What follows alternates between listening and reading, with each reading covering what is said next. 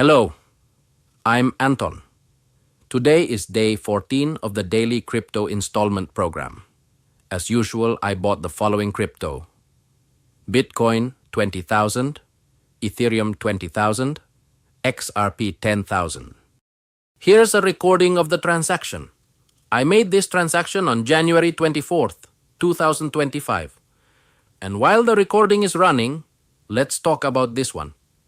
Today, we're going back to Ethereum, and I want to address a frequently asked question.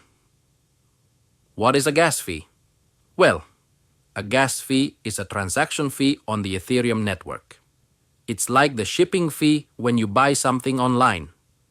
The difference is, this is the fee for running the transaction or application on Ethereum. Why do you have to pay gas? Because every time you send ETH or use an application on Ethereum, the network requires computing resources to process it all. Gas fees are paid in ETH, and the amount can fluctuate depending on how congested the network is at the time, how complex the transaction is. When it's busy, gas fees can be expensive. But when it's quieter, they can be cheaper.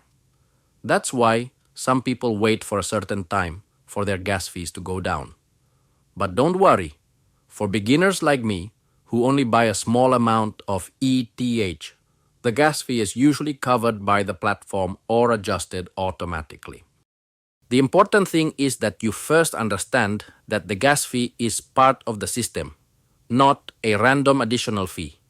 And going forward, Ethereum will continue to be developed to make gas fees cheaper and faster through updates like Ethereum 2.0. Personally, I didn't immediately understand all of this at first, but through consistent buying and learning, I've gradually become more aware. Let's keep investing and learning together. See you on day 15, when we'll discuss XRP again.